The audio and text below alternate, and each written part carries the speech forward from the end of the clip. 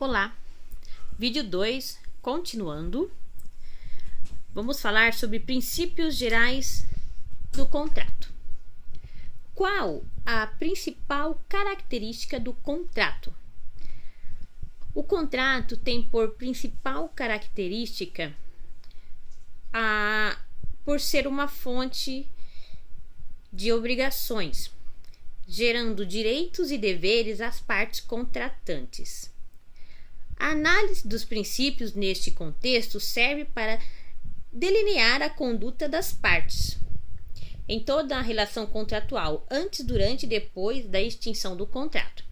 Então, quando alguém perguntar qual a principal característica do contrato, a principal característica é que o contrato é uma fonte de obrigações que gera direitos e deveres às partes contratantes.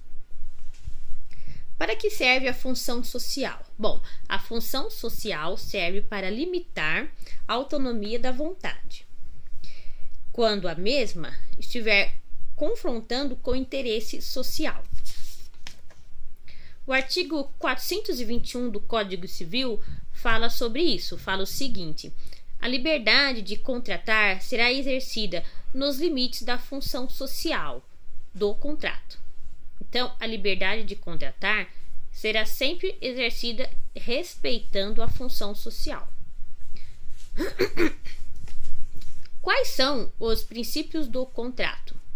Bom, nós temos 6 princípios. Princípio da autonomia da vontade, supremacia da ordem pública, consensualismo, relatividade dos efeitos do contrato, obrigatoriedade contratual, revisão dos contratos e, por último, a boa-fé. Então, vamos por partes. Primeiro, princípio da autonomia da vontade.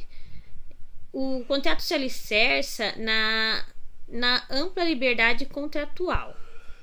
As partes têm a faculdade de celebrar ou não o contrato sem qualquer interferência do Estado. Esse princípio da autonomia da vontade, ele não é absoluto, pois a liberdade de contratar deve respeitar sempre a função social. 2. Princípio da supremacia da ordem pública. O interesse social prevalece sempre sobre o interesse individual. O Estado, em alguns casos, ele tenta intervir para evitar abusos. Por exemplo, o Código de Defesa do Consumidor é um meio que o Estado tenta intervir para evitar abusos, influenciando aí na autonomia contratual. 3. Princípio do consensualismo. Basta para o aperfeiçoamento do contrato o acordo, a manifestação da vontade. Pois o contrato resulta de um consenso, independentemente da entrega ou não da coisa. Exemplo, seria a compra e venda, quando pura, torna-se perfeita e obrigatória, desde que as partes concordem no objeto e no preço. Aí o artigo 482 do Código Civil também fala sobre isso. Fala o seguinte: a compra e venda, quando pura, considera-se-á obrigatória e perfeita, desde que as partes acordem no objeto e no preço. Princípio da relatividade dos efeitos do contrato. O contrato tem os seus efeitos, de acordo com a função social, isso eu já falei. Tal fato tem como efeito a possibilidade que terceiro, que não são propriamente parte, possam nele inferir direto ou indiretamente, pois ele é atingido. Ou seja, pessoal, é o seguinte: o contrato pode atingir terceiro, de acordo com a função social. Então, quando eu celebro um contrato, eu e a outra pessoa, as partes, esse contrato vai estar sempre respeitando a função social. Pode estar, digamos, beneficiando uma comunidade, beneficiando sem querer, querendo, digamos assim, uma sociedade.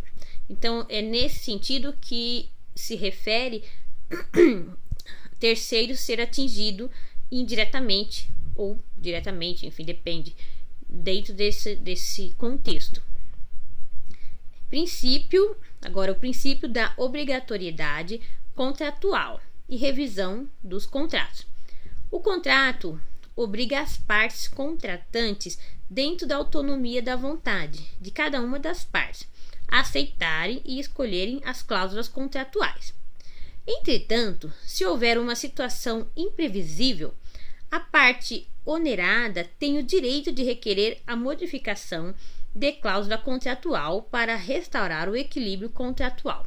Ou seja, as partes escolheram as cláusulas para o contrato, só que em uma situação inesperada, a parte onerada tem o direito de pedir revisão para modificar uma das cláusulas, enfim, ou todas, dar uma revisão, observar o contrato e modificar, equilibrando então, restaurar o equilíbrio, né, a harmonia entre as partes. Uma observação: a frase é latim, eu vou falar do jeito que está escrito. Pacta sunt servanda significa que é a vontade, o acordo das partes. Agora, cláusula rebus sic stantibus é o direito de rever e modificar cláusula contratual. E o sexto e o último princípio é o princípio da boa-fé. O princípio da boa-fé exige que as partes se comportem de forma correta durante todo o tempo que estiverem em uma relação contratual. O contrato, os contratantes são obrigados a guardar na execução, na conclusão, a boa-fé e a probidade, ou seja, a honestidade. E para fechar, vamos relembrar o que é a função social. A função social, ela tem a finalidade de limitar a autonomia da vontade, quando tal autonomia estiver confrontando com o interesse social.